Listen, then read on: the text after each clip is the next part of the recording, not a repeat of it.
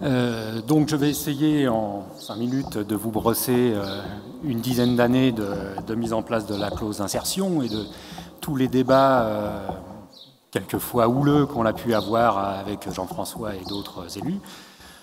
Moi je dirais quand même que le bilan dans l'ensemble est plutôt positif. À écouter l'intervenant précédent, c'est vrai que les services techniques ont une culture qui est quand même différente de celle que peut développer Compétences Emploi. On peut dire aujourd'hui que la réussite du dispositif fait que les cultures se rapprochent de plus en plus. Les techniciens, qui sont généralement des gens qui sont très attachés à leur chantier, à son bon déroulement, à son timing dans le temps, parce qu'ils sont aussi obligés de rendre des ouvrages quand ils doivent les rendre, avaient très certainement à un moment cette peur de donner des parties du chantier à des gens en insertion. Donc, je ne vais pas répéter tout ce qui a été dit. Je dois avouer qu'en 7 ou 8 ans, les mentalités ont quand même beaucoup évolué là-dessus. Les techniciens ont compris que leur rôle aussi n'était plus qu'un rôle purement technique, mais qu'ils devaient appréhender la totalité des problématiques qui nous étaient opposées aujourd'hui. Donc, voilà. Si je reviens un petit peu en arrière, la clause d'insertion, j'ai encore à l'esprit 2 chantiers qui étaient les premiers chantiers du renouvellement urbain qu'on a pu mettre en place, parce que nous, principalement, dans le cadre du renouvellement urbain, pour les services techniques, nous intervenons sur les bâtiments. Donc, il y avait 2 écoles qui ont été faites en même temps, l'école Villon, l'école Zola. Sur l'école Villon, le nombre d'heures a été respecté. Sur l'école Zola, il n'y a eu aucune heure d'insertion de fait. À partir de ce moment-là, on s'est posé des questions. Pourquoi on en arrivait à être un tel problème alors que le chantier se terminait? Donc on s'est retroussé les manches avec Compétences Emploi, avec Jalel Jeloul, pour essayer de voir dans quelle mesure on pouvait travailler déjà plus en amont, et puis, j'aime pas tellement le mot, mais plus contrôler le déroulement des heures d'insertion. Parce que au démarrage du travail qu'on a fait ensemble, il y avait d'un côté Compétences Emploi, de l'autre côté les techniciens, et on s'apercevait qu'il y avait des problèmes quand il était déjà trop tard. Donc il a fallu que tous les gens, qui étaient les acteurs du chantier en général, se mettent autour de la table et essayent de voir comment on pouvait faire progresser les choses. Je dois avouer qu'aujourd'hui, les choses vont plutôt dans le bon sens. Il y a eu une prise de conscience de la part des techniciens, mais aussi de Compétences Emploi, pour justement faire comprendre quelle était l'utilité de la clause d'insertion, comment on pouvait amener ces publics vers un retour vers l'emploi, et puis comment on pouvait faire progresser la totalité de la problématique. Ce qui nous manque encore aujourd'hui, je dirais, c'est peut-être un bilan quantitatif et qualitatif. Enfin, quantitatif, on l'a, mais qualitatif du retour vers l'emploi. Parce que les techniciens se posent aussi des questions de savoir, mais à quoi ça sert ce qu'on peut faire, quel est le retour, comment les gens qu'on a pu promouvoir dans les dispositifs qui sont à notre disposition ont pu à un certain moment retourner vers l'emploi ou alors avoir un autre parcours. Voilà, cette chose-là est encore à travailler.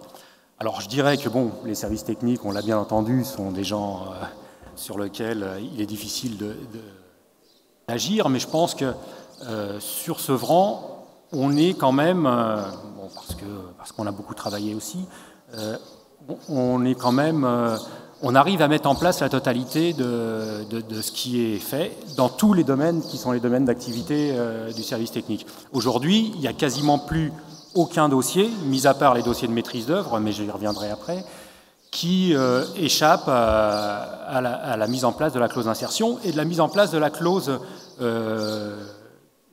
qualitative. Qualitative en ce sens où aujourd'hui, on valorise nos critères, qui sont les critères d'insertion.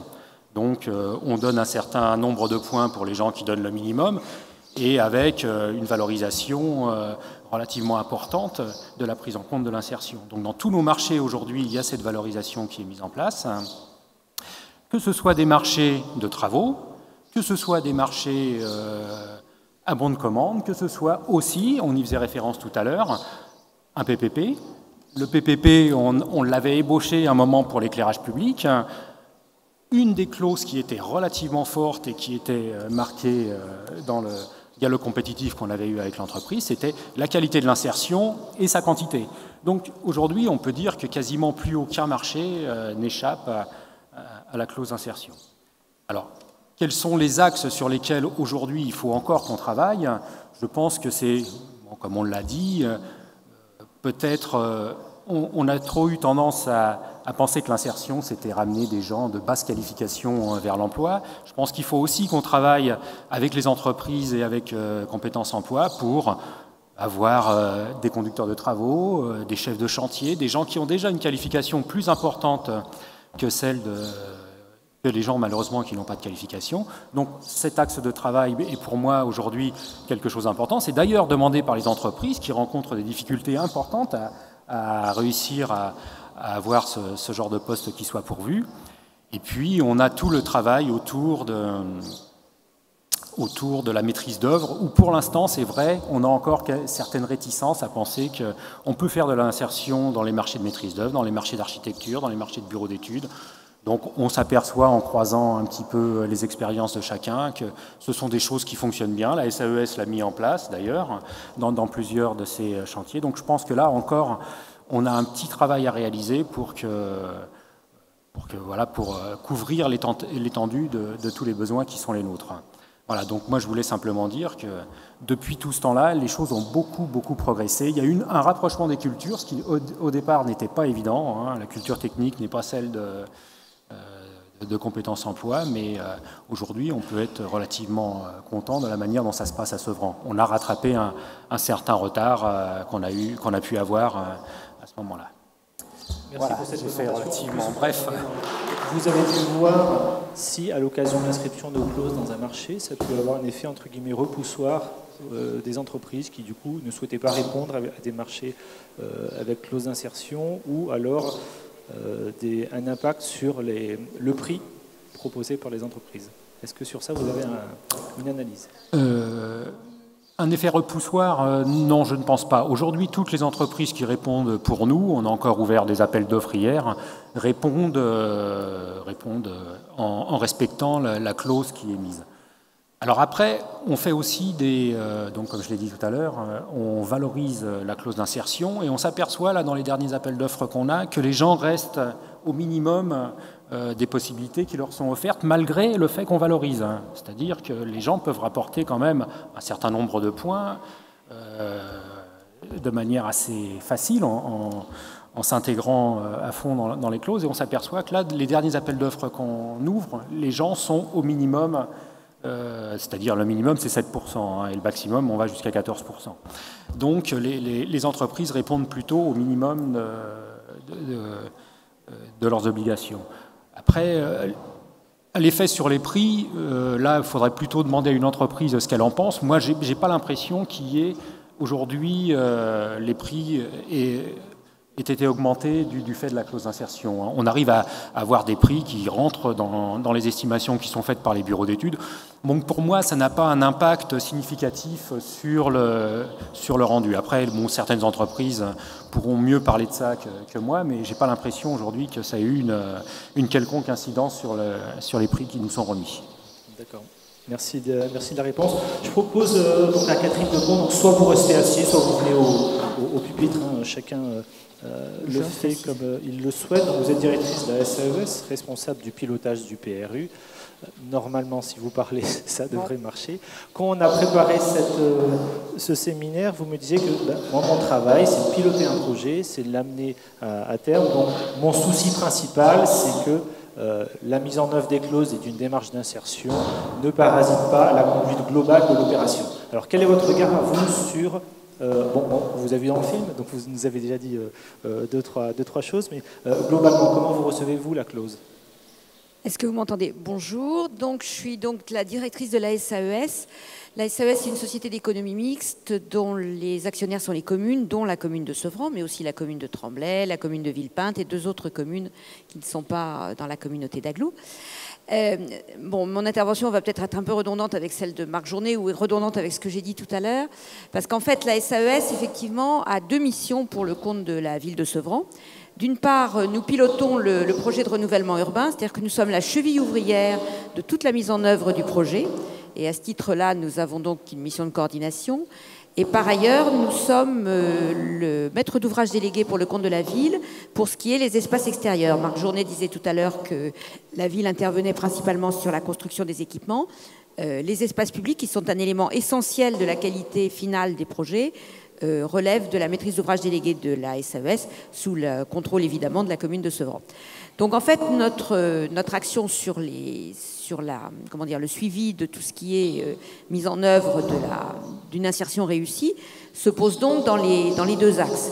D'une part, dans le cadre du pilotage, nous sommes avec Jalel Geloul, avec Compétences Emploi, dans l'animation de toute la clause d'insertion, le pilotage général. Nous sommes finalement, nous, en tant que pilotes, garants vis-à-vis de l'ANRU que la clause sera mise en place. Et ce travail se mène en partenariat très étroit avec Compétences Emploi. C'est un aspect que nous présentons et que nous vérifions à chacune de nos réunions collectives. Nous en avons 8 par an. Donc, à chacune de nos réunions, nous accordons un temps tout à fait certain à la vérification, d'une part chiffrée, mais aussi aux expériences un peu intéressantes qui ont été menées et qui seront après développées, soit avec les bailleurs, soit avec la ville, sur des choses un petit peu innovantes et originales en matière de chantier d'insertion ou de clauses un peu plus qualitatives. Et c'est vrai qu'on s'est longtemps intéressé à la partie quantitative, à l'article 14. Maintenant, on en vient beaucoup plus à l'aspect qualitatif, même si on manque un peu de recul peut-être pour bien en mesurer. Donc nous sommes passés au 14-53. Donc je pense qu'on est bien... Alors, écoutez, Monsieur Loquet, je me suis rendu compte qu'on est un peu dans le parcours classique de ceux qui passent du début de l'insertion à la mise en œuvre très volontariste de cette clause. En ce qui concerne la partie, je dirais, maître d'ouvrage délégué pour les espaces publics, on est effectivement là, dans le choix des entreprises, dans, je dirais, ce qui est relativement traditionnel dans les parcours d'insertion, puisqu'on est tout à fait dans des types de métiers qui sont traditionnellement voués à pouvoir être affectés à des personnels en insertion, et encore plus traditionnel ce qui concerne les espaces verts. Je veux dire, tout ce qui est espace public revêt effectivement une connotation qui est traditionnellement le champ d'intervention des entreprises d'insertion. Et c'est vrai que là, on est aussi passé de la clause quantitative à la clause qualitative, et le dernier marché qu'on a ouvert, qui n'était pas plus tard qu'avant-hier, on avait mis une clause assez précise qui va nous permettre d'analyser la volonté des entreprises dans ce domaine-là, qui concerne le tutorat, qui concerne le niveau de qualification, etc. Et je dirais qu'à travers les clauses qu'on met et l'analyse qu'on en fait et l'analyse qu'on demande aux entreprises d'en faire, je pense qu'on est aussi dans un système d'alerte. C'est-à-dire que les entreprises qui répondent à nos appels d'offres savent qu'ils vont avoir à résoudre ce type de parcours professionnel, et donc de ce fait sont attentifs dès l'origine à le mettre en œuvre. Et je pense que c'est important dans tout le travail qu'on va avoir après, dans toutes les phases de préparation de chantier, dans toutes les phases de suivi de chantier, que l'entreprise, dès le départ, ait bien pris en considération cet élément-là, et qu'on parle le même langage au fur et à mesure qu'on va avancer dans les difficultés opérationnelles, parce qu'un chantier, c'est quand même d'abord des difficultés opérationnelles, mais la prise en considération de ça, comme d'autres éléments liés au contexte urbain et au contexte social du secteur où ils interviennent, je pense que cette clause a en plus le mérite, non seulement de permettre l'insertion, mais elle a en plus le mérite de permettre d'obliger les entreprises à se poser les questions avant même de commencer le chantier. Et je pense que ça, c'est un élément important. On disait effectivement qu'on était surtout sur des opérations de construction, d'aménagement en termes opérationnels ou de construction. C'est vrai qu'on vient d'adjuger un marché non pas de maîtrise d'œuvre, mais de coordination d'urbanisme à une équipe à laquelle on avait demandé de réfléchir en amont sur la question de l'insertion. Alors là, on s'est remis dans l'article 14, parce que c'était la première fois, et que la simple obligation nous paraissait déjà un pas qualitatif en soi. On va le tester, on va voir après ce que ça donne. En plus, c'est une mission qui va se dérouler sur 4 ans. Donc on est tout à fait dans quelque chose où on va réfléchir. Et j'ajoute pour la petite histoire que la SAES aussi s'est mise dans la clause et qu'on est aussi sur les mêmes types de profils, c'est-à-dire soit des profils administratifs ou comptables, soit des profils d'accueil, soit des profils éventuellement de travail un peu plus de communication, de mise en œuvre de documents, de préparation de ce genre de choses, et qu'on va travailler avec compétences emploi pour détecter ces types de profils qui sont effectivement, traditionnellement, pas les profils sur lesquels on pense à la clause d'insertion. Alors, sur tout ce qui est plus technique, je pense que mon voisin de l'entreprise Brésillon sera beaucoup plus à même que moi de dire comment ça se passe. Mais c'est vrai que là aussi, on va tester de façon un peu plus précise. Mais ça devient maintenant, on l'a bien senti quand on a ouvert les plis, nos élus sont très sensibles au fait qu'on essaye d'avancer sur ces questions-là et qu'on aille vers quelque chose qui soit une vraie marche, une vraie grande marche vers l'entrée dans la vie professionnelle, le traditionnel, un circuit professionnel, etc. Merci beaucoup. On voit bien que là, on a une initiative, un témoignage de l'idée sur laquelle la clause va irriguer un petit peu tous les acteurs et va être pris en compte par l'ensemble des acteurs et l'ensemble de la chaîne des acteurs. On a aussi dit que par rapport à une bonne mise en œuvre de clause, il faut des chargés de mission, donc qui des fois s'appellent chargés de mission, clause d'insertion, facilitateur, closer. Donc ils ont des noms de baptême différents selon le territoire. Donc ça implique là aussi une montée en compétences, une qualification, un savoir-faire de ces facilitateurs. Donc sur le territoire, on a eu une expérience en cours d'un réseau départemental des chargés de mission clause d'insertion à l'initiative de l'État et du Conseil général. Donc Patrice Pétavin, vous nous présentez ce réseau et comment, en gros, voilà quelle a été sa genèse et quels sont un peu ses objectifs. Ok, merci. Donc en effet, je représente ici la Direct, mais c'est un travail que nous conduisons depuis maintenant presque un an avec le Conseil général, avec Anne Cheptou qui est à côté de moi et qui développera sur d'autres aspects. Mais cette coordination a été mise en place à l'initiative et de l'État et du Conseil général sur la base d'une convention qui finance un certain nombre de postes de facilitateurs et qui finançait aussi une coordinatrice qui a travaillé pendant 6 mois sur une première approche d'accompagner les chargés de mission dans leur professionnalisation, mais aussi accompagner au plus près, elle faisait ce travail à plein temps d'ailleurs, les opérations en cours pour faciliter la réalisation de la clause d'insertion et marché en rue. Au départ, ça s'est constitué comme ça. Elle a fait un premier bilan de son action où ont été identifiés dans son état des lieux un certain nombre d'éléments sur lesquels il fallait progresser pour faire progresser la clause d'insertion. Ils ont été largement identifiés par les différents intervenants qui m'ont précédé. On parle de professionnalisation, on parle de lever la complexité, on parle de mobiliser non seulement les élus bien entendu, mais aussi les administrations, et puis de faire en sorte qu'au final, à partir de cette professionnalisation, à partir de ce noyau d'acteurs qui sont au centre du dispositif, que sont les facilitateurs, on puisse permettre le lien des différents acteurs qui participent au processus de la clause d'insertion, et ils sont nombreux, hein, depuis l'élu jusqu'à la structure qui peut porter un projet d'insertion, et à tous les acteurs intermédiaires, bailleurs, et aussi dans les administrations, les directions de services techniques. Donc l'idée, c'est à la fois de soutenir ces chargés de mission dans leur territoire. Il y en a combien ? Il y en a alors non, beaucoup plus, il y en a une vingtaine en tout, je pense, aujourd'hui. Alors ils sont portés, en termes de financement, sont portés soit par les PLI, soit par les maisons de l'emploi, mais une très large partie est financée par le Conseil général et évidemment par les communes ou collectivités concernées. Donc soutenir ces chargés de mission et puis identifier les points de blocage sur lesquels on peut progresser. Donc ça veut dire aussi travailler sur des sujets qui ne les concernent pas directement, mais qui peuvent concerner la progression de la clause d'insertion. Alors je vais prendre un exemple de quelques actions que nous mettons en place. En fait, il y en a 8, mais 6 sont véritablement engagées aujourd'hui. La première, c'est le constat que les clauses d'insertion sont très majoritairement réalisées par une solution qui est simple à mettre en œuvre, confère article 14, c'est le recours aux heures par l'embauche via l'intérim d'insertion. Il faut savoir que pratiquement 60% des heures sur les chantiers en rue sont réalisées par ce biais-là. Donc les personnes en intérim d'insertion sont les personnes théoriquement les plus proches de l'emploi durable, et donc la perspective c'est quand même de les remettre durablement dans cet emploi durable.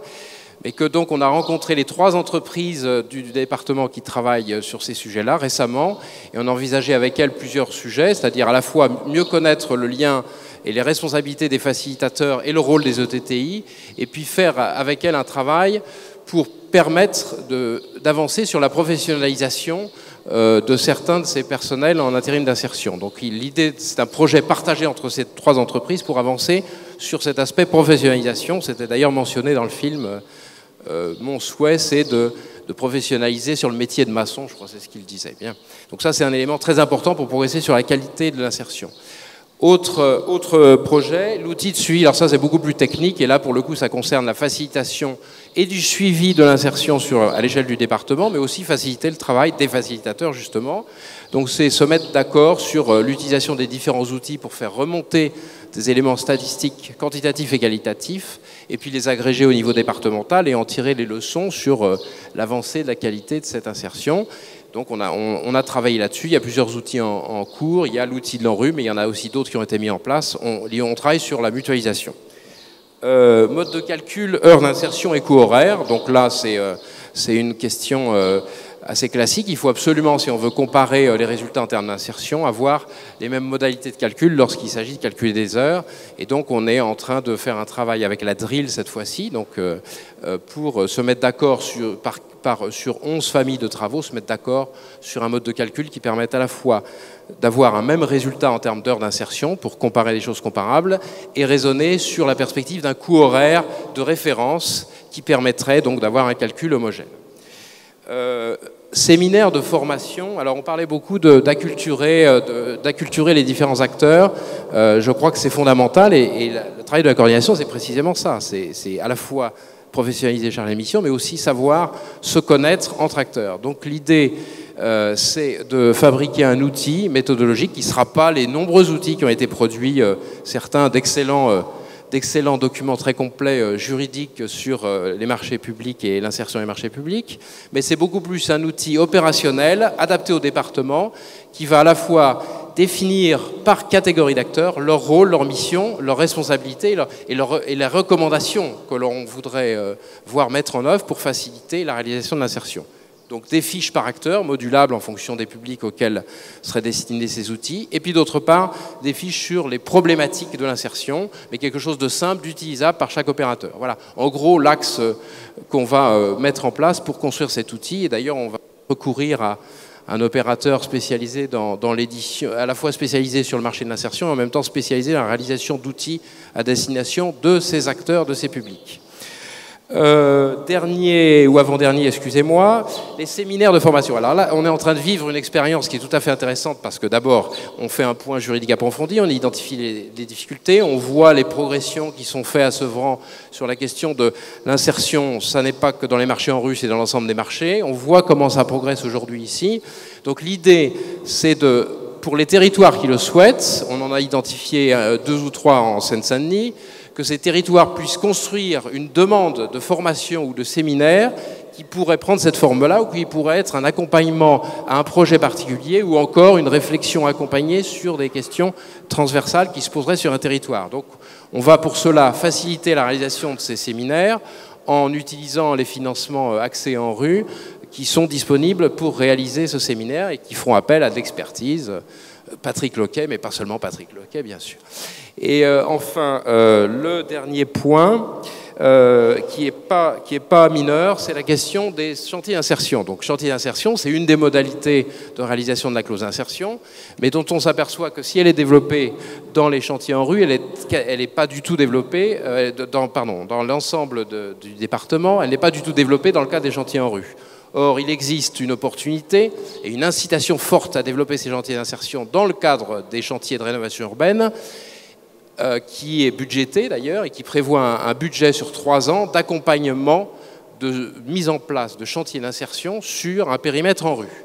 Donc on a identifié 3 territoires intéressés, dont le territoire de Sevran, pour construire ensemble un accompagnement, un montage de ce dossier, en tenant compte des contraintes, en faisant en sorte que ce chantier d'insertion soit bien identifié, le support, la nature des travaux, sa durée, qu'il soit correctement construit en termes de plan de financement, évidemment.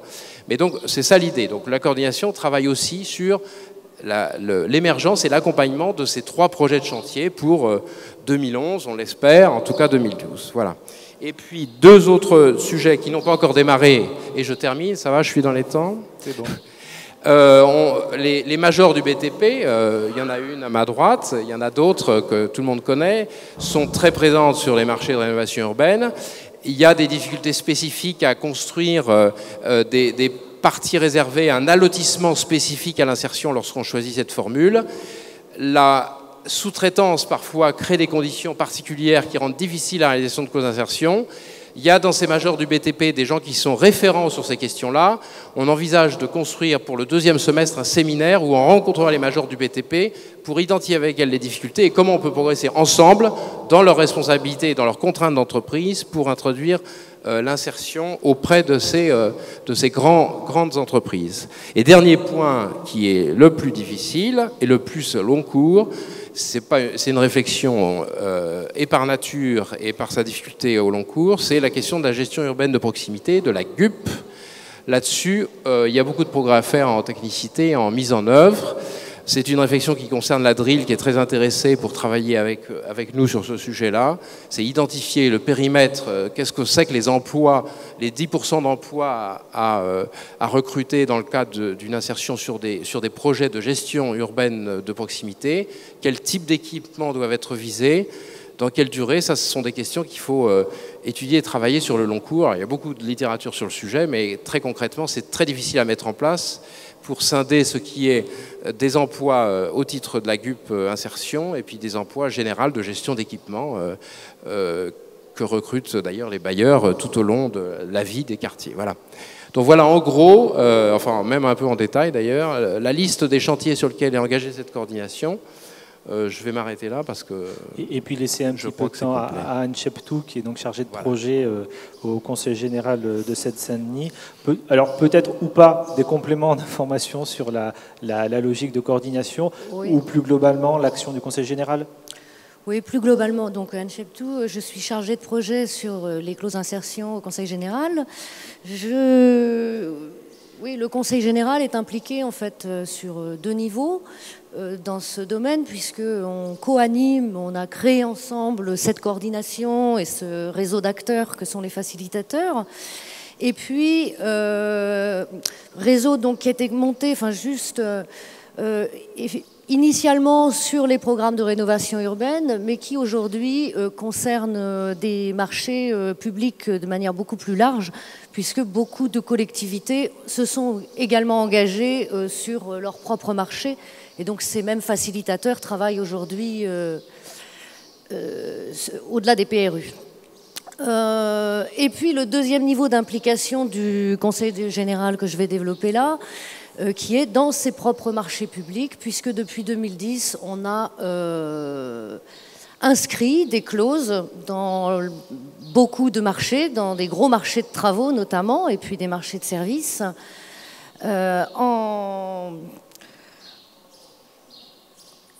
en s'appuyant, enfin je veux dire, il y a la démarche donc, du Conseil général d'inscrire ces clauses d'insertion dans ses propres marchés publics. Et puis aujourd'hui, le réseau des facilitateurs et la coordination vient appuyer et donner de l'ampleur à toute cette démarche. On a travaillé sur plusieurs aspects. Je dirais qu'il y a notamment l'aspect gestion de la clause qui se fait aujourd'hui sur un certain nombre de marchés de manière territorialisée, puisqu'on a des marchés donc, sur différentes villes, des chantiers de collèges à Tremblay, à Saint-Denis, des chantiers de transport sur Saint-Denis, Villetaneuse, Épinay. On a d'autres travaux d'assainissement sur Rosny, enfin un petit peu partout. Et aujourd'hui, l'enjeu, c'est comment on gère de façon territorialisée, avec les facilitateurs et donc de manière coordonnée, cette clause. Ce qui permet également de travailler sur des modes de réponse et d'orienter les modes de réponse des entreprises de manière intéressante. Je pense à des actions spécifiques qu'on peut mettre en place comme des formations d'alternance, comme plus récemment il y a eu des informations collectives qui ont été organisées sur site sur des métiers peu connus. Et ça permet d'orienter un peu la réponse des entreprises et de donner aussi une qualité dans la réalisation de l'action d'insertion. Nous avons également, sur 2010, donc, engagé la réflexion sur l'accès des structures d'insertion par l'activité économique à la commande publique du département. Et très récemment, là, il y a quelques mois, début mars, nous avons organisé une première rencontre entre les services du département et les SIAE les services du Conseil général et les SIAE du territoire départemental pour avoir comme première étape, pour sensibiliser les agents en fait à la possibilité d'identifier des supports d'activité, espaces verts notamment, enfin diverses choses. Première étape de sensibilisation de nos agents, et aujourd'hui, je dirais qu'il y a des projets qui se mettent en place et le développement de cet aspect accès des SIAE, et donc notamment en visant des chantiers d'insertion, nous paraît d'autant plus important que nous sommes aussi en charge en tant que Conseil général du public des allocataires du RSA. Et donc, ce sont des personnes prioritaires. Oui, parce que là, il y a un intérêt évident. D'un côté, vous achetez, d'un autre côté, voilà. Il y a un intérêt évident. Vous allouez des allocations au ministère du RSA. Si vous pouvez faciliter le retour à l'emploi pour ces personnes-là, l'intérêt est évident. Est-ce que du coup, ça se traduit par des chiffres, ou pour l'instant, c'est une politique globale et après, c'est une politique globale. Je dirais qu'aujourd'hui, il y a encore des enjeux très importants sur lesquels travailler. Donc les marchés d'insertion. On peut peut-être conclure sur ces aspects-là. Oui, d'accord. 4 enjeux très importants à mes yeux. Donc l'accès des SIAE, ce qui suppose et nécessite aussi une mise en cohérence entre de faire converger en tout cas cette volonté d'accès et puis les moyens de leur mise en œuvre. Je pense au PDI, je pense aussi aux contrats aidés. Le fait de pouvoir, deuxième enjeu, c'est le fait de pouvoir conforter les facilitateurs dans leur rôle sur leur territoire afin qu'ils puissent mieux agir en amont. Un certain nombre d'entre eux, aujourd'hui, n'agissent qu'après la passation du marché. Et ça c'est aussi ce qui permettra de faire évoluer la qualité de l'insertion. Le troisième enjeu, c'est le développement du portefeuille de marché closé que nous avons en perspective sur chacun des territoires et donc pour chaque facilitateur, avec le développement des marchés par plusieurs donneurs d'ordre. Et donc la région notamment qui nous demande aujourd'hui de nous organiser pour la mise en œuvre de ses propres clauses sociales. L'agence d'aménagement, Sequano Aménagement. Et puis, bien sûr, ça c'est aussi ça va de pair avec la gestion territorialisée, avec la mutualisation des heures, etc. Et puis, de manière peut-être un peu plus générale, ce serait le renforcement du dialogue entre les acteurs, acteurs de l'insertion, entreprises, fédérations d'entreprises, acteurs de la formation aussi bien organismes de formation que financeurs, pour développer des formes, des actions, des formes de réponse aux clauses d'insertion qui soient qualitatives et mettre un peu plus en cohérence des politiques d'achat et des politiques d'insertion. Donc on voit bien que par rapport à tout le bouillonnement d'initiatives, il y a nécessairement besoin d'organiser un peu ce back-office et ce travail-là des chargés de mission et autres facilitateurs. Laurent Vuidel, vous êtes responsable du département développement immobilier et patrimoine chez Batigère. On s'est eu au téléphone pour préparer la réunion, vous me disiez, sur Sevran, c'est génial, il y a un côté exemplaire des collaborations avec les acteurs de terrain. Dans un premier temps, comment un groupe privé intègre ces logiques-là d'insertion? Bonjour, donc effectivement je représente Batigère Île-de-France qui est une société HLM présente sur les 3 quartiers en PRU de Sevran qui possède à peu près 900 logements sur cette commune. Ce que je dois dire, c'est qu'effectivement c'est une thématique qui nous intéresse depuis longtemps, l'insertion par l'économique qu'on mettait en œuvre avant même l'arrivée des obligations de l'ANRU.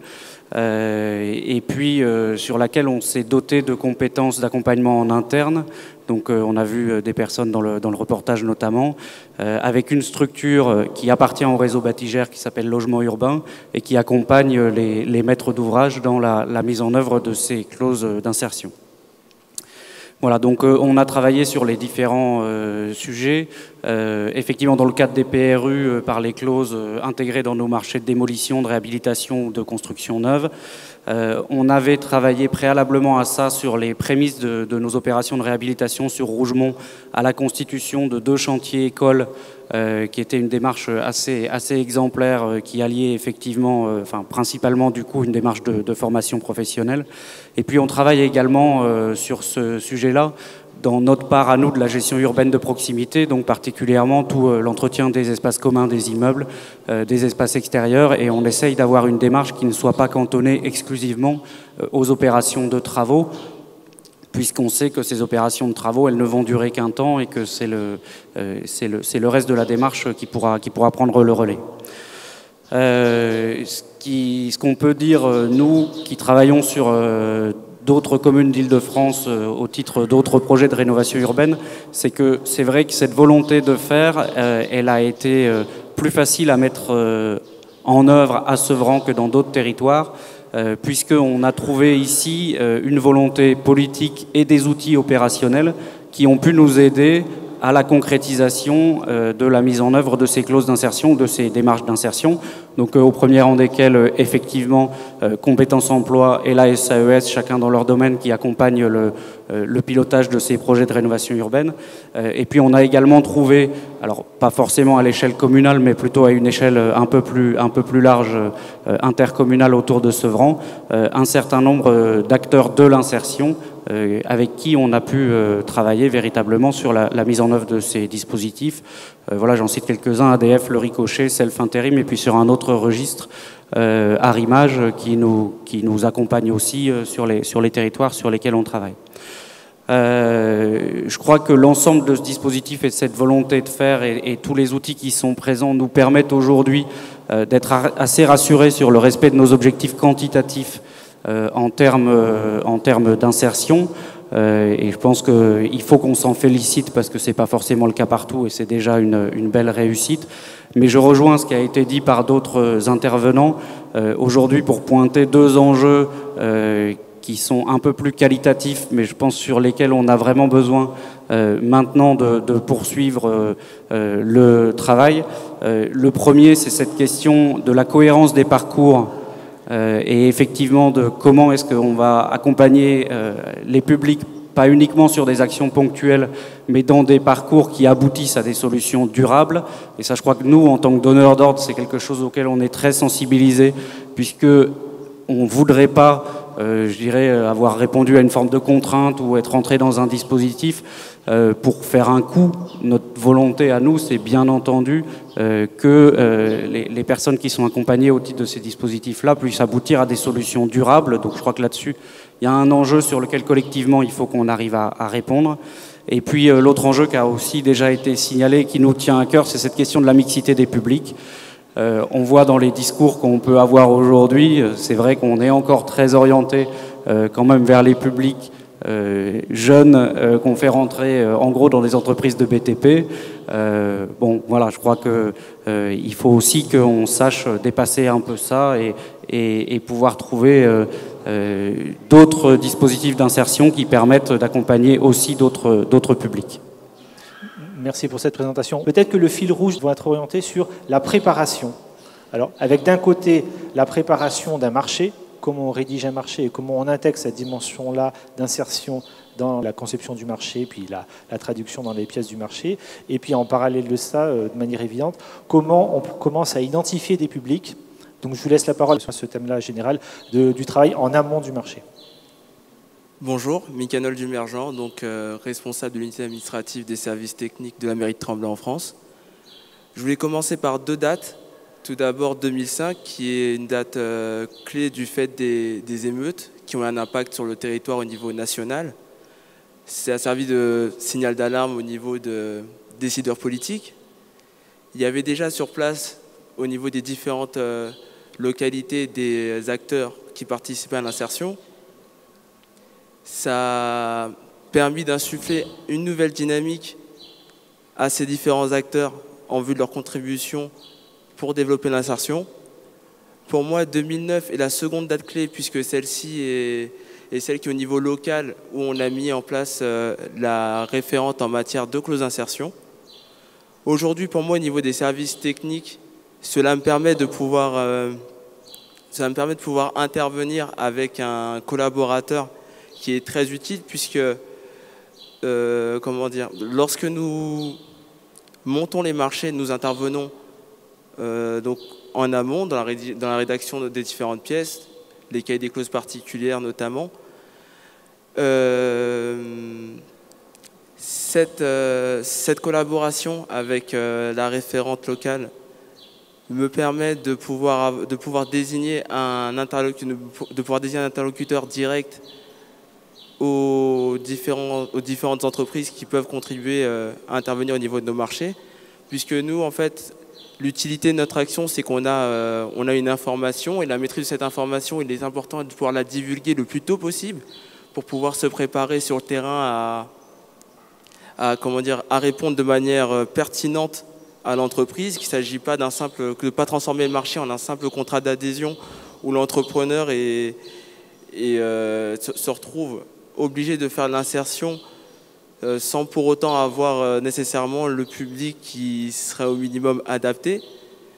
Aujourd'hui, notre travail un peu, c'est de faire un écrémage au premier niveau, c'est-à-dire au moment où j'ai cette information au niveau des réunions de direction, lorsqu'on fait le recensement des besoins, et dès lors que ce recensement des besoins est fait, de pouvoir mettre en relation avec la boutique emploi et donc notamment la référente en matière de clause d'insertion, afin qu'elle puisse prendre ses dispositions avant désignation de l'attributaire, qu'elle puisse commencer à voir quel est le public qui serait le plus adapté pour répondre à ce type de marché. Ce qu'il faut prendre en compte, une des difficultés que j'ai pu rencontrer, c'est le fait qu'il y a c'est un agrégat de culture qui est très différente, ça a déjà été expliqué avant. On a des techniciens qui sont tenus par des projets qui doivent les tenir en termes de délai, en termes de coûts. On a également du public à insérer et l'ensemble de ces marchés est tenu par des deniers publics et par conséquent, il est naturel que l'ensemble de la population puisse en bénéficier. Donc je vais transmettre la parole à Madame Spett, qui est la responsable de la division voirie. Donc bonjour à tous. Je pense que M. Dumergent et l'ensemble des intervenants au préalable l'ont bien expliqué. On est vraiment sur une base de concertation et sur l'ensemble du projet d'insertion. Et la concertation en amont est essentielle afin justement de pouvoir cibler vraiment une mission qui soit intéressante pour de l'insertion des publics en difficulté et qui puisse rendre le meilleur service tant à la collectivité qu'à la personne qui va être insérée pour qu'on aille vraiment vers une réussite totale, quels que soient les objectifs à tenir par la collectivité, qui ses projets, ses plannings et aussi ses projets politiques et un mandat à développer. Donc ça, pour nous, en tant que service technique, c'est indispensable et c'est notre fil conducteur tout au long de l'année.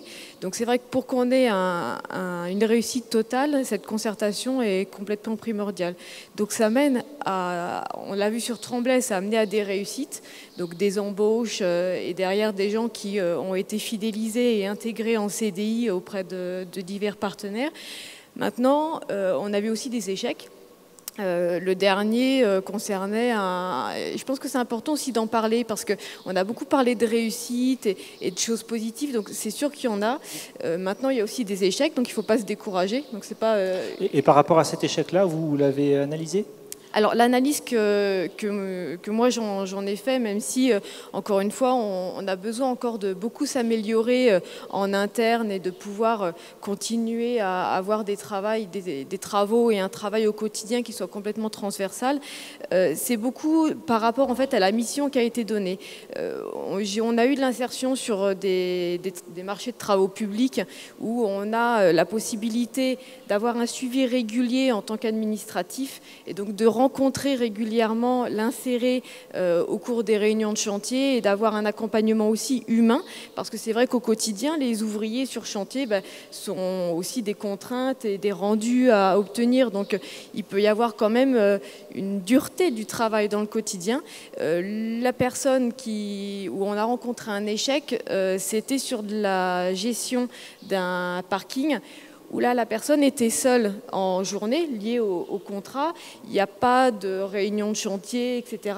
Et de fait, j'assimile vraiment ça au problème qu'il y a eu un problème d'échange et un souci d'accompagnement sur cette personne-là. D'accord. Est-ce que par rapport à ce travail de préparation en amont, alors si ça a déjà été fait, au moins ce qui serait en perspective, très concrètement, comment vous faites? Vous voyez une fois pour essayer de présenter le programme d'investissement de l'année, vous voyez à l'occasion uniquement d'opérations importantes, c'est-à-dire d'un certain niveau, etc. Voilà, comment vous y prenez? Dans ce binôme-là entre le chargé de mission clause d'insertion et puis service achat, commande publique ou service technique? Alors la question se pose en fait sur chaque marché. Voilà, sur chaque marché et chaque mission qui est lancée, on se pose la question de la clause d'insertion, comment elle peut prendre forme, si elle a lieu de prendre forme. On parlait de marché de fourniture, où là évidemment on exclut complètement, mais voilà, sur tout type de marché, donc il y a un travail qui est conjoint à chaque fois avec Monsieur Dumergent, qui après lui fait un lien aussi avec Madame Kramer, donc à qui on va lui passer la parole juste après. Voilà, c'est une coordination qui est encore à renforcer, mais qui aujourd'hui existe sous cette forme-là. D'accord. Ça, c'est peut-être effectivement ce qu'on rencontre souvent, c'est-à-dire que les logiques de développement durable impliquent que l'acheteur se pose systématiquement la question sociale, environnementale, ou rien du tout, mais au moins il se pose la question. Du coup, alors, le pendant de ça, c'est évidemment, donc je vous laisse passer le micro, le pendant de ça, c'est évidemment la préparation des publics, l'identification des publics et puis de leurs compétences. Donc, comment vous vous y prenez?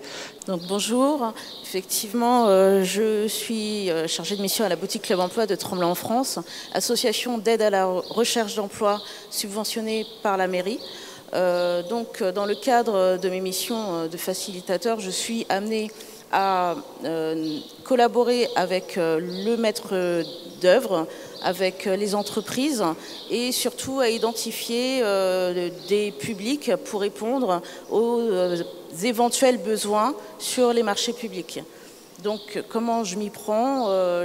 C'est développer avant toute chose le partenariat avec les structures locales d'insertion.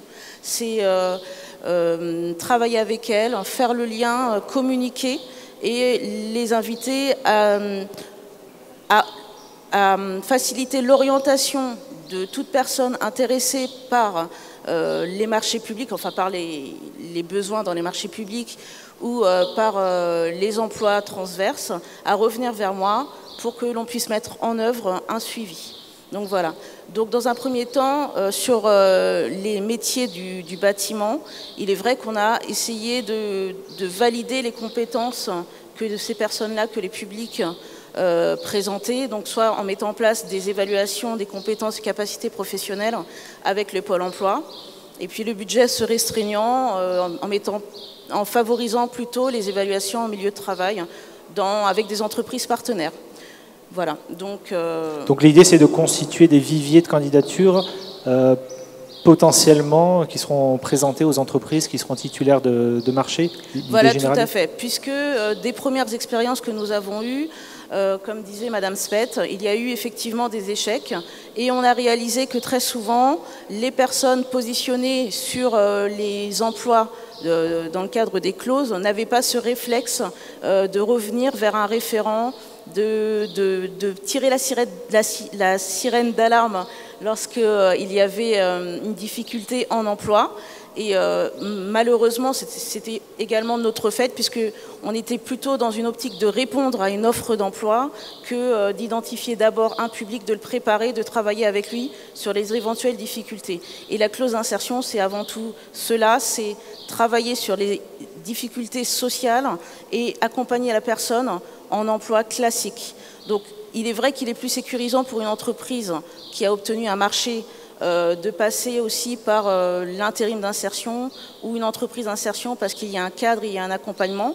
Mais on aimerait aussi que l'embauche directe soit, se multiplie, hein, et puisque toute personne en insertion n'est pas forcément éligible à une entreprise en insertion. Elle ne répond pas forcément aux critères. Donc, d'où le fait de passer par cette identification en amont des publics et de pouvoir, lors de la constitution d'un appel d'offres, négocier aussi soit un article 1453, où là, peut-être, ça pourrait éventuellement favoriser aussi des publics qui ne répondent pas forcément à un critère d'insertion, enfin, tels que intérim d'insertion ou entreprise d'insertion. Les personnes qui sont inscrites dans le vivier de candidature sont des personnes qui sont réellement intéressées par le bâtiment, qui ont une réelle motivation, enfin bâtiment ou autre, hein, puisque comme on le disait tout à l'heure, il n'y a pas forcément que les métiers du bâtiment, il y a d'autres métiers transverses, donc ils sont identifiés. Rien ne les empêche effectivement de chercher dans d'autres secteurs d'activité, et là-dessus on les accompagne aussi. Maintenant, le but, c'est de développer des appétences, des aptitudes d'une personne qui a déjà l'envie d'aller plus loin, l'envie de découvrir. Elle est tout à fait intéressante pour l'entreprise à partir du moment où elle a envie de s'inscrire déjà dans un contrat et d'aider à la production de l'entreprise aussi, hein. Donc c'est en ça que le public est intéressant pour nous. D'accord, merci. Moi, je vous propose de passer à l'intervention de Michael Trunzer. En fait, vous auriez plein de réponses à apporter par rapport à tout ce qui s'est dit depuis ce matin. En tous les cas, déjà bonjour à tous. Avant de rentrer directement dans le sujet, je crois qu'on peut déjà se réjouir de voir aujourd'hui autant de monde réuni sur un sujet comme celui-là qui est un sujet d'importance. Je vois aussi beaucoup de visages familiers avec lesquels on a l'habitude de travailler, donc déjà en soi, je crois que c'est une belle réussite. Ensuite, souligner un petit peu comme mon voisin qui représente la société Batigère, d'insister sur le fait que pour une structure comme Brésillon et plus largement le groupe Bouygues Construction, bien entendu, l'insertion était déjà au cœur de nos préoccupations avant même la mise en place des clauses d'insertion, notamment les clauses de type en rue, mais que ces clauses nous ont permis et nous ont obligés à nous professionnaliser dans l'accompagnement justement des personnes que nous accueillons, et nous ont permis de voir l'insertion non pas comme une contrainte, mais surtout comme un nouveau vecteur de recrutement, parce qu'effectivement, les entreprises de bâtiment recrutent, et le métier du bâtiment est peut-être l'un des rares métiers en France, puisqu'en France on a une grosse culture du diplôme, mais dans le bâtiment on a la possibilité d'intégrer une équipe sans qualification, et après charge à l'entreprise d'accompagner le public à l'acquisition de cette compétence ou de cette qualification. Donc bien entendu, selon nous en tout cas, et c'est notre approche, pour faire en sorte que la personne dite en insertion puisse s'intégrer chez nous convenablement, il nous semble important de nous concentrer sur deux points primordiaux. Premièrement, déstigmatiser le mot insertion et les personnes ou les publics en insertion, premier point. Et deuxième point, bien entendu, s'appuyer sur une culture forte du tutorat et de l'accompagnement et de l'intégration de la personne qui va nous rejoindre. Donc la déstigmatisation d'une personne en insertion, c'est déjà faire le constat ou partir du principe qu'une personne en insertion est une personne comme les autres qui, à un instant T, a pu rencontrer une difficulté d'ordre social ou une difficulté dans son parcours de vie, mais qui, comme beaucoup de monde, a la volonté et la motivation de trouver un travail, de progresser dans cette entreprise et de faire sa carrière professionnelle. Donc bien entendu, pour y arriver, on s'appuie sur notre culture globale d'entreprise qui valorise surtout la motivation du collaborateur à se développer. Donc par rapport à ça, déjà on peut déstigmatiser. Une personne qui arrive chez nous en insertion va avoir la même intégration qu'un collaborateur lambda et A contrario, on va également avoir vis-à-vis de cette personne la même exigence. Exigence sur le respect des règles de sécurité, sur la ponctualité, sur le respect des hommes, la politesse, etc. Donc on va vraiment finalement faire d'une personne en insertion une personne classique qui vient chez nous, mais qui va par contre bénéficier, et ça me permet de faire la transition sur le deuxième point, d'un tutorat peut-être un petit peu plus approfondi et un peu plus important qu'une personne qui est déjà issue des métiers ou de la profession du BTP. Donc sur ce tutorat-là, on a un ordre qui s'appelle les compagnons du Minorange au sein du groupe, qui regroupe l'élite, j'aime pas trop ce terme-là, mais en tout cas qui regroupe des compagnons qui sont identifiés pour, 1, leur expérience, 2, leur expertise, mais aussi leur capacité pédagogique. Et ces compagnons donc, du Minorange sont formés à des formations spécifiques de tutorat et d'insertion qui visent à les sensibiliser à ce sujet, premièrement, et deuxièmement, à leur donner des aptitudes complémentaires leur permettant d'être réellement dans une logique pédagogique et d'accompagnement pour les publics qui viendraient nous rejoindre et qui sont éligibles ou le fruit, je dirais, de notre politique d'insertion. On peut dire effectivement que c'est une élite, puisque j'ai vu sur votre site, il y a 1094 compagnons qui font partie de cet ordre-là. J'imagine que par rapport... Au niveau du groupe, hein, pas chez Brésillon. Hein. Oui, c'est ça, au niveau du groupe, le groupe qui doit faire... Au niveau du groupe, au global, sur la construction, on est quasiment 50 000 collaborateurs. Donc, voilà. Ça veut dire que par rapport à cette philosophie-là des compagnons du Minorange, ça se traduit par des formations, ça se traduit par... C'est un petit peu plus en amont, puisque sur la plupart des territoires sur lesquels nous sommes amenés à intervenir et sur lesquels nous pouvons être concernés par les clauses d'insertion, on essaye de mettre en place ce qu'on appelle nous des réunions d'information. C'est-à-dire qu'avec l'aide, bien entendu, de tous les acteurs, les missions locales, le Pôle emploi, les ETTI, etc., on essaye de faire des demi-journées de recrutement sur lesquelles, dans un premier temps, et assez égoïstement, je garde la parole, je présente un peu mon entreprise et je présente aussi toutes les difficultés qu'il y a autour des métiers du bâtiment, qui sont des métiers difficiles. Il ne faut pas se leurrer, ça a été dit dans le film, il faut se lever tôt, des fois il fait froid, des fois il fait chaud, c'est pas toujours très simple. Donc on sensibilise avec le regard de l'entreprise les publics qui ont été identifiés par les partenaires aux difficultés des métiers, et après on essaye de faire des mini-entretiens de recrutement, déjà aussi pour leur donner un retour à l'emploi, parce que ça passe souvent par des entretiens de recrutement, mais qui sont non pas gérés par les RH, mais qui sont gérés directement par soit le chef d'équipe, soit le chef de chantier. Ce qui permet déjà de participer à l'intégration très en amont, avec un premier contact, avec un discours qui est un petit peu différent, qui est peut-être un petit peu plus cash, mais qui a le mérite aussi d'être très transparent. Donc voilà un petit peu notre philosophie sur l'identification des publics, le recrutement et déjà la première prise de contact très en amont avec le chantier. Et donc là, on est sur l'entrée de ce salarié-là en entreprise. On a vu depuis ce matin qu'un des aspects du débat, c'est aussi est-ce que tout ça facilite ou pas et dans quelle mesure l'emploi durable. On est aussi dans l'idée qu'il faudrait travailler un petit peu plus sur la validation si ce salarié-là quitte l'entreprise. Il faudrait quand même qu'il parte avec quelque chose. Ce quelque chose étant peut-être une validation de 3 petits points. Voilà, je pense que c'est un débat à avoir avec l'ensemble des acteurs qui sont ici présents, qui ont soulevé et rappelé la question notamment de la professionnalisation. Vous avez ce souci-là, à la fois à travers le tutorat, mais aussi lors de l'intervention de la directe. On sent que cette question est extrêmement prégnante, et chez le bailleur aussi. Donc ça, c'est un enjeu, je pense que c'est l'enjeu fondamental, me semble-t-il, d'un passage d'un jeune ou d'ailleurs ou d'un moins jeune sur la clause. Je vais peut-être rappeler quelques chiffres sur la mission locale. La mission locale de Sevran, comme nous soulignait M. Gatignon, accueille beaucoup de jeunes, parce qu'il y a effectivement beaucoup de jeunes à Sevran. On reçoit environ 1500 jeunes par an. Il faut savoir que sur ces 1500 jeunes par an, près des 2 tiers n'ont pas de... Enfin, même, oui, les 2 tiers sont ce qu'on appelle de niveau infra 5, c'est-à-dire CAP et inférieur au CAP. Et pour vous donner une statistique concernant la clause, 83% des jeunes qui ont effectué un parcours sur la clause et était de niveau 5 ou infra 5. Donc ça veut dire elle remplit un rôle extrêmement important, c'est qu'elle donne sa chance à des jeunes qui ne sont pas porteurs de certification. Donc ça, c'est un point extrêmement important. Je voudrais revenir aussi, insister sur un point concernant... mais la dimension locale, il est difficile de vivre dans les quartiers, c'est un euphémisme, mais il faut souligner que par le travail proposé dans le cadre de la clause, eh bien, le quartier, quelque part, il permet d'acquérir justement des compétences. Et ça, c'est quelque chose d'extrêmement important. Et aussi vécu très positivement par les jeunes. On accueille des jeunes qui nous disent, voilà, j'ai vu des travaux dans mon quartier, est-ce que moi, je ne pourrais pas y participer ? Donc, se faire ce lien, lorsque c'est possible, c'est extrêmement important. C'est valorisant, évidemment, pour eux de participer à l'amélioration du cadre de vie.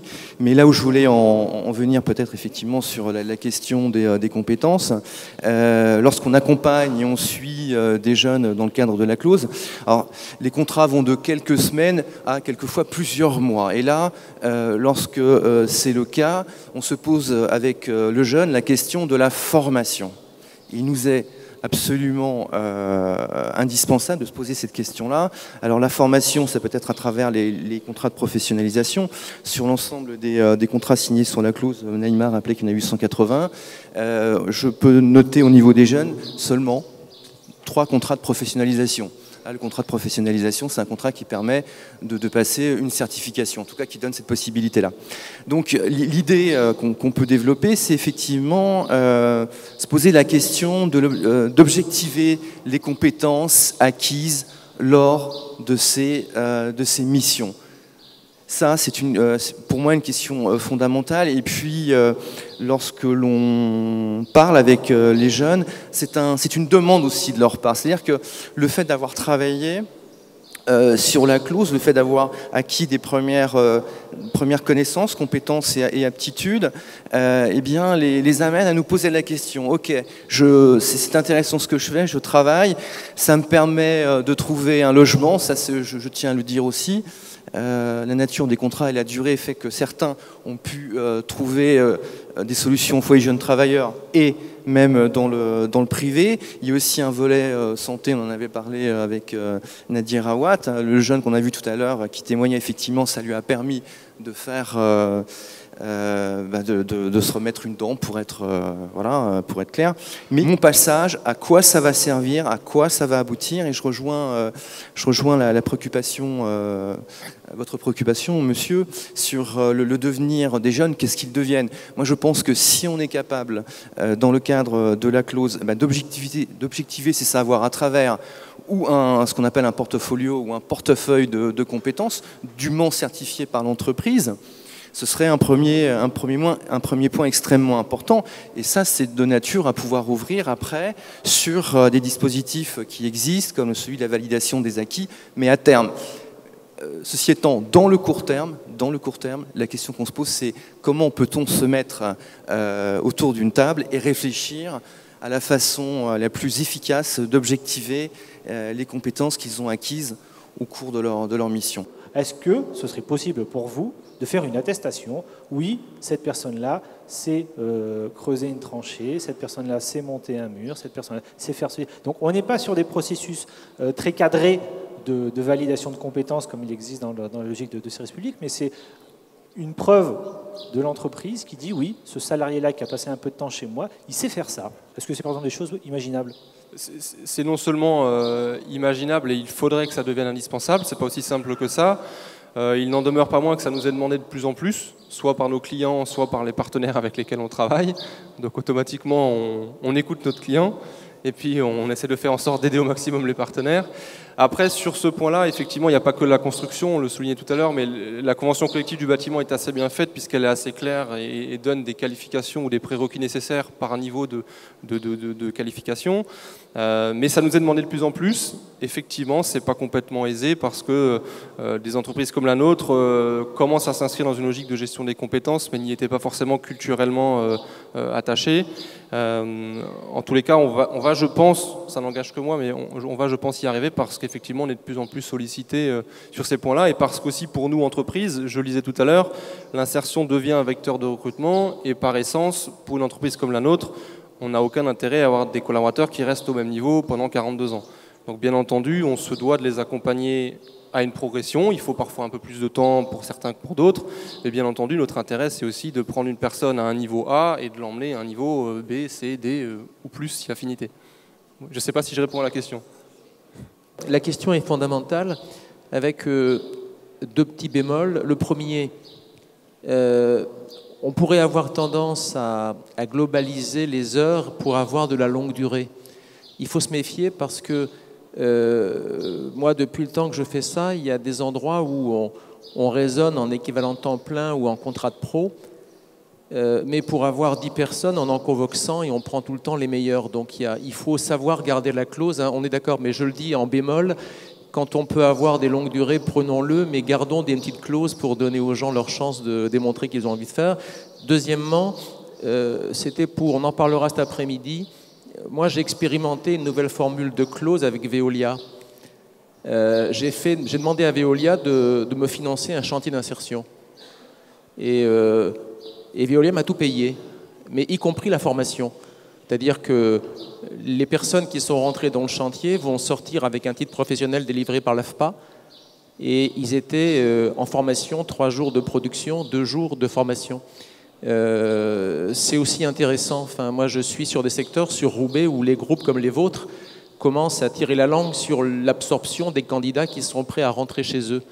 Et quand le monsieur de chez Veolia m'a vu arriver avec mes clauses 14 et mon détail des heures, il m'a regardé atterré, il m'a dit « Vous n'auriez pas autre chose ?» Et je lui ai dit est-ce que vous accepteriez de me financer un chantier? Et il a exécuté sa clause en finançant complètement un chantier d'insertion, mais je lui ai dit vous allez en plus me financer la formation. Et donc j'ai des gens en chantier qui avaient 3 jours avec l'encadrant technique et 2 jours avec le formateur de l'AFPA. Et votre préoccupation est importante. Donc il est évident que plus on va en plus mutualiser, je disais à mon voisin, quand on est sur un territoire où, comme chez moi, le chargé de mission clause gère la clause de la ville, de l'agglo, du CG, de la région, etc., il est évident que lorsqu'on arrive à mutualiser, la formation est plus facile, quoi. Donc voilà, c'était ma seule remarque. Quelques mots, non pas de conclusion, mais peut-être de complément par rapport à ce qui a été dit. Moi, je voudrais quand même dire que nous, les acteurs de l'emploi et de l'insertion, notre préoccupation première, c'est de proposer de véritables parcours d'accès à l'emploi durable. Donc, et que pour nous, la clause ne résout pas tout, mais est un outil complémentaire, un outil supplémentaire qui va nous permettre de travailler avec un public très large. Il n'y a pas une typologie de public close. On n'est pas sûr, effectivement, que des jeunes, que des adultes, que des seniors. On a vraiment...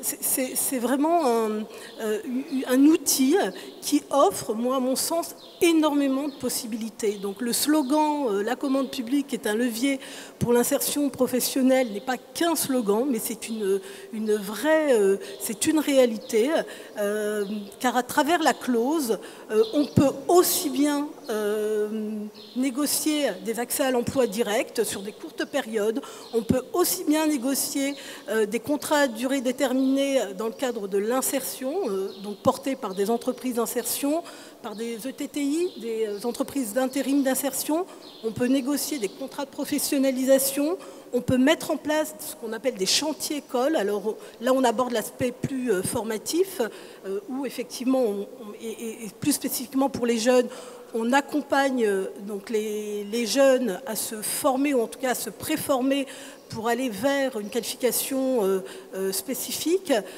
On peut proposer, et là nous on y tient vraiment sur Sevran, des chantiers d'insertion qui effectivement sont plus destinés à des publics un peu plus en difficulté.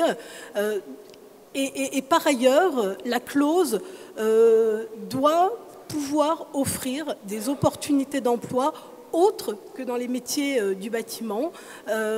Alors aujourd'hui, nous sommes essentiellement sur des marchés de travaux, mais nous souhaitons effectivement développer les marchés de prestations intellectuelles, les marchés de services, les clauses dans les délégations de services publics, pour effectivement élargir le panel d'emplois, de types d'emplois proposés. Donc c'est une opportunité formidable sur un territoire. Je crois qu'il faut enfin, sur Sevran, on s'en saisit et on y travaille depuis des années, mais je dirais qu'on est encore dans des objectifs d'amélioration, aussi bien quantitativement que qualitativement. Voilà, il faut faire. Moi, je suis aussi un mot aussi sur l'aspect ingénierie. on a effectivement l'impression que l'ingénierie de la clause est très complexe. Je crois que M. Loquet nous a rassurés sur l'aspect juridique. Nos intervenants de ce matin nous ont également rassurés sur leur capacité à faire autour de la clause, chacun à leur endroit, chacun en fonction effectivement de ses objectifs et de ses missions. Je pense qu'en termes d'ingénierie, la clause n'a rien de complexe, il suffit juste effectivement d'appliquer les règles et d'avoir un engagement fort. En revanche, effectivement, ce qui peut paraître complexe, d'où la nécessité sur chaque territoire d'avoir une organisation locale qui soit suffisamment forte, c'est peut-être le lien qui effectivement doit se mettre en œuvre entre l'ensemble de ces intervenants. Puisque nous sommes effectivement face à des négociations avec des donneurs d'ordre, des négociations avec des acteurs économiques, donc des entreprises, les bailleurs bien évidemment, et M. Vudel, Batigère, avec qui nous travaillons depuis plusieurs années, enfin le travail avec ce bailleur nous a permis vraiment de mettre en place différentes formules de clauses, chantier école, chantier d'insertion, accès à l'emploi direct. Nous sommes face aussi aux acteurs de l'insertion. Alors j'ai vraiment très mal fait mon travail en introduction de ce séminaire, car j'ai été trop rapide dans ma présentation et je voulais vraiment mettre un point d'honneur aujourd'hui, et c'est effectivement le fait d'avoir des structures d'insertion par l'activité économique met en évidence le point d'honneur que nous avons voulu mettre au partenariat que nous menons avec la SIAE et au travail formidable que ces structures mettent en place sur les territoires. Donc 17 aujourd'hui ont répondu favorablement à notre invitation et ont accepté de présenter leur activité aujourd'hui. 3 réseaux ont également apporté leur contribution, le réseau Chantier École, le réseau Inser-Éco, le centre de ressources l'AMI. Donc ce sont vraiment des structures qui apportent une véritable valeur ajoutée au dispositif. Et bien évidemment, il y a tout le travail avec les acteurs de l'emploi et les personnes en insertion. Donc il y a un maillage à faire et ce maillage ne peut se faire s'il n'y a pas d'organisation locale suffisamment forte qui puisse effectivement créer les liens et les articulations qui s'imposent.